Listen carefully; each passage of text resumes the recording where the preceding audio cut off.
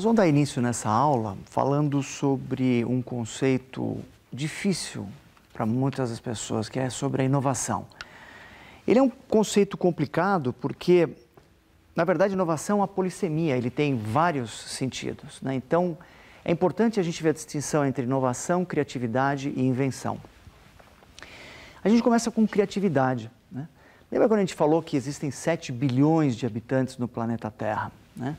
Todo mundo tem ideias e a gente tem ideias o tempo todo, tá? Agora, você é criativo não só tendo ideias, mas você precisa ter ideia e ter uma ação em cima dessa ideia. Ou seja, trazer sua ideia para a concretude, para o mundo real. Agora, se essa sua ideia, mais uma ação, gerar um resultado, aí você sim tem inovação. E o resultado, ele pode ser medido através de pode ser um lucro para uma empresa, uma transação monetária, mas ele também pode ser um resultado de bem-estar para a sociedade, então seria uma inovação social. Agora, se você não conseguir gerar resultado, você vai ter uma invenção, que é algo novo, e normalmente as empresas, as universidades acabam patenteando essas invenções. A invenção, a hora que ela sair da patente, for para o mercado e gerar o resultado, aí ela é uma inovação. Então é importante essa distinção desses 3 conceitos. Agora, o conceito de inovação, ele é muito ligado à criação de valor. Então a gente está criando valor para todos os públicos de interesse.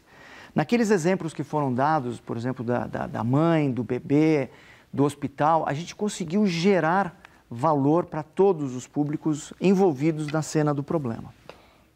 Só que inovar não é fácil, está todo mundo falando de inovação, só que quando a gente olha as pesquisas, e essa aqui é uma pesquisa relativamente recente, 2013, apenas 4% das inovações dão certo.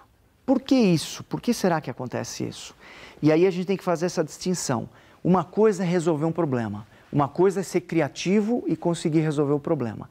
Agora, implementar essa solução, aí sim é você ser inovador, e aí é onde a maior parte das empresas e organizações peca. Então, por que é tão difícil e por que as pessoas têm essa dificuldade de lidar, né? Porque quando a gente fala de resolver um problema, o problema está no presente, mas a solução do problema está no futuro. Então, nós temos que pegar esse grupo que está trabalhando, essas pessoas, essa diversidade, né, que nós tínhamos falado na outra aula, que está tentando resolver o problema, e elas têm que passar por um período de incerteza, porque a solução do problema está no futuro. E essa ambiguidade, ela é inerente ao processo e incomoda as pessoas, porque as pessoas gostam dos hábitos e ter o status quo. Então, para a gente conseguir implementar uma boa solução, é importante a gente partir das necessidades humanas, entender o que as pessoas precisam, só que a sua solução ela tem que ser tecnologicamente execuível e do ponto de vista de negócio financeiro ela tem que ser viável, né? Porque às vezes a gente consegue resolver um problema com uma solução mirabolante que não pode ser nem feita, execuível e nem é viável economicamente. E aqui vem a evolução dos paradigmas das empresas. As empresas, elas, na década de 60 e 70, falava-se muito em eficiência.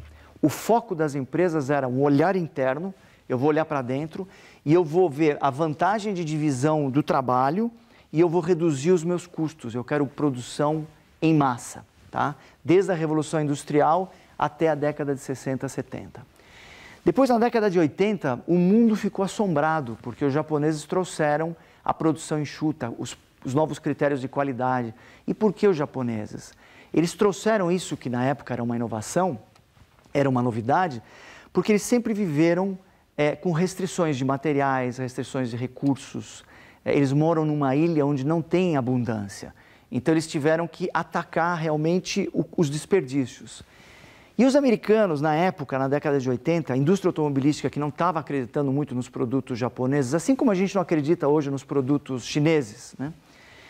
Eles, não, tudo bem, deixa o produto baratinho entrar japonês. Só que quando eles foram acordar, na década de 80, eles já tinham perdido 20% do mercado.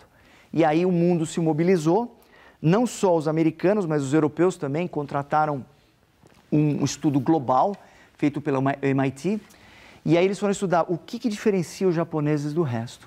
E eles perceberam que era essa cultura de focar no desperdício e não fazer a mais do que você precisa. Então eles começaram a trazer vantagens com qualidade, e essa foi a era da qualidade, década de 80 e década de 90. E a partir do ano 2000, principalmente com o advento da internet, você tem que fazer melhores coisas. Então, começa a vir a inovação agora como um novo paradigma para as empresas. Então, a gente tem um primeiro estágio de eficiência, o segundo qualidade e o terceiro a inovação. Só que mesmo quando você está no terceiro estágio de inovação, você não pode deixar de fazer os outros dois. Com relação aos tipos de inovação, nós temos 3 tipos. Se a gente ficar nos mercados existentes, com as ofertas existentes, nós vamos ter uma melhoria incremental, uma inovação incremental. Agora, a gente só consegue ter as grandes inovações, as disruptivas ou revolucionárias, quando a gente parte para novos mercados com novas ofertas. E metodologias de inovação, quais são usadas hoje em dia? Quando a gente fala de gestão da inovação, a gente está se focando muito em stage gates, em funil da inovação, mas eu ainda queria retomar um assunto. A inovação, ela pode ser aberta ou fechada. Muitas empresas ainda preferem ter inovação para ficar com a tecnologia, com o conhecimento dentro do ambiente empresarial delas, mas tem empresas que já estão se abrindo. Tem empresas que estão colocando as grandes perguntas, as grandes questões que têm que ser resolvidas na internet. E tem uma coisa intermediária aqui entre a aberta e a fechada, que é você ter, por exemplo, 100 ou 150 pesquisadores e cientistas que estão cadastrados e você coloca uma pergunta para que esse comitê ajude a empresa a resolver o problema. Bom, mas normalmente as pessoas também conhecem a inovação mais como tecnologia, pesquisa e desenvolvimento e produtos. Mas inovação é muito mais do que isso, que a gente já viu exemplos. Você pode ter uma gestão da inovação, você pode ter o Stage Gates, que é o funil da inovação, com vários portões para você ir checando se o teu projeto pode ir adiante ou não, só que ele tem um problema. Essa metodologia, o Stage Gates e o funil da inovação, ela é muito linear. E se você for esperar muito para lançar essa inovação, o mercado já pode ter mudado. Tem empresas que usam o benchmarking, ou seja, quais são as melhores práticas de mercado e elas tentam aplicar ou copiar, né, as melhores práticas. E tem os sistemas de sugestões, que são as caixinhas de sugestões que as empresas têm, que elas são muito boas, mas também são perigosas. Porque você tem que ter um grande staff para trabalhar nisso, uma equipe muito grande, porque se as pessoas colocam sugestões, mas elas não têm feedback, elas ficam muito mais decepcionadas do que motivadas. A maneira que nós vamos olhar aqui, que eu falei desde o início, é pela resolução de problemas. Então, nós vamos inovar dessa maneira. Você pode ter, como a Toyota, melhorias contínuas, incrementais, pequenas. O Design Thinking, que é uma metodologia criativa para a solução de problemas. Ou tem o TRIZ também. O TRIZ é uma metodologia russa que foi desenvolvida onde eles conseguiram categorizar, acho que em 40 classes, os problemas. Ou seja, os problemas acabam tendo padrões e vão se repetindo. E eles fizeram uma análise de milhares de patentes para chegar nessa metodologia TRIZ. Agora, a resolução de problemas é uma preocupação antiga. Tem um filósofo famoso chamado Karl Popper, que ele escreveu um livro falando que a vida é a resolução de problemas. Então, a ciência avança resolvendo problemas. A medicina, ela precisa saber, quando a gente vai no médico, ele quer saber quais são os sintomas, o que a gente está sentindo. Porque ele precisa entender qual que é o problema. A engenharia resolvendo problemas também, a administração, o design. Então, os problemas têm que ser encarados como grandes oportunidades de inovação. E os métodos analíticos para resolver os problemas lineares que a gente viu lá na primeira aula, eles são decorrentes das ferramentas de qualidade, né? Principalmente dos japoneses. Então, você tem o GUT, gravidade, urgência e tendências, o diagrama causa e efeito, o diagrama de Pareto, o brainstorming, cartas de controle ou um histograma. E aí, essas metodologias, essas ferramentas foram exportadas para métodos de solução de problemas para a área administrativa. Então, você tem ações corretivas, a ISO, o PDCA, né, que é o Plan, Do, Control and Act, o MASP, que é método de análise e solução de problemas. Tá? Mas esses problemas todos, eles são para problemas lineares, solução de problemas lineares. Então, a nossa abordagem vai ser uma abordagem de inovação como um processo de aprendizagem e a gente quer transformar a experiência do consumidor criando o valor percebido. Tá? E para isso a gente está propondo uma revolução de Copérnico, ou seja, as empresas elas têm que sair do centro. como antigamente Ptolomeu achava, né? Que a Terra era o centro do universo. E a gente tem que colocar as pessoas no centro, por isso que a gente fala que a inovação é centrada no ser humano, e aí a estratégia vem do mercado para dentro da empresa. E aí dentro dessa economia de serviços, tiveram dois especialistas, Pine e Gilmore, que lançaram um livro sobre a experiência da economia, o marketing de experiências, onde você tem a extração de commodities, se você agregar valor, você passa a ter bens de consumo, se você agregar mais valor, você vai entregar serviços, e se você agregar mais valor, você vai ter um estágio de experiência. E para vocês que vão trabalhar com educação, não se esqueçam, a educação é um serviço. Então a gente tem que estar sempre agregando valor para esse serviço. Então, os princípios para criar cultura de inovadores, e o nosso foco é muito mais pensar nos modelos mentais das pessoas para ter inovadores do que propriamente a gestão da inovação. Primeiro, confiança, que a confiança leva à colaboração. Segundo, comunicação, a gente já tinha falado sobre melhorar a comunicação com desenhos e com protótipos. E o terceiro é o pensamento integrativo. O pensamento integrativo é a gente conseguir integrar o raciocínio indutivo e dedutivo com o raciocínio abdutivo, que é o e se. A gente conseguir levantar as perguntas. Então, é juntar o pensamento lógico com o pensamento indutivo. Agora, tem coisas que são muito importantes para a inovação, né? Principalmente a inovação dentro de ambientes de escolas, de universidades e de empresas. O espaço. O espaço, ele define o comportamento das pessoas. Então, por exemplo, aqui a gente tem um exemplo de Stanford, onde eles têm um ambiente agradável, lúdico, onde as pessoas podem trabalhar, fica aberto 24 horas por dia. Se o time está focado em resolver um problema, ele pode ir na escola. Muitas ferramentas, né, para o quê? Para conseguir prototipar e tangibilizar as ideias da equipe. A gente tem que confiar no processo. É importante ter um processo para a inovação.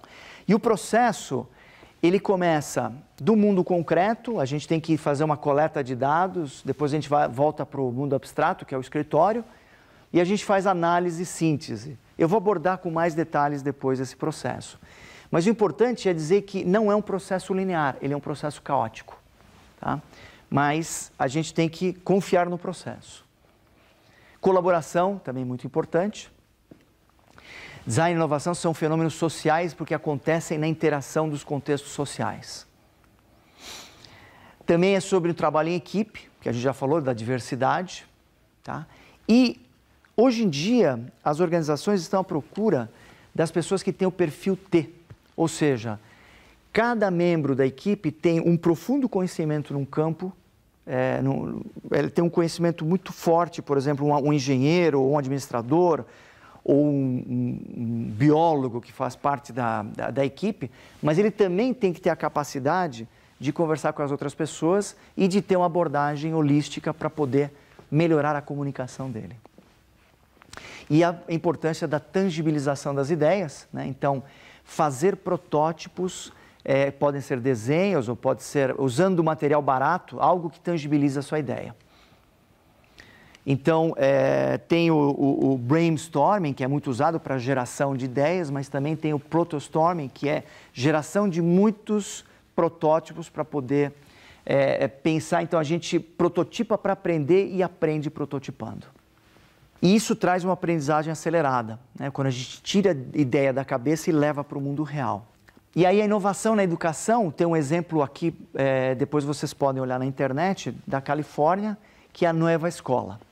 A partir desses exemplos, então, a gente vai dar uma olhadinha agora em mais detalhes nesse processo de inovação que está sendo usado. Esse é o gráfico que mostra a inovação como um processo de aprendizagem. Tá? Ele começa no mundo concreto, vocês se recordam dos exemplos que a gente viu das soluções de problema no Nepal, na África. Então, não adianta você querer resolver o problema do escritório ou no seu computador. Você tem que primeiro coletar muitos dados, mas ir para o mundo concreto e entender o problema. Esse é um ponto de análise, né? Ou seja, os dados estão lá disponíveis, você vai coletá-los. Então, aqui nós temos uma fase que vão ter pesquisas qualitativas, quantitativas. Depois disso, a gente vai para o reenquadramento e, nesse momento, nós vamos falar, bom, o problema a ser resolvido não era bem o desafio inicial, o problema é outro. e a equipe tem que estar motivada para resolver o problema.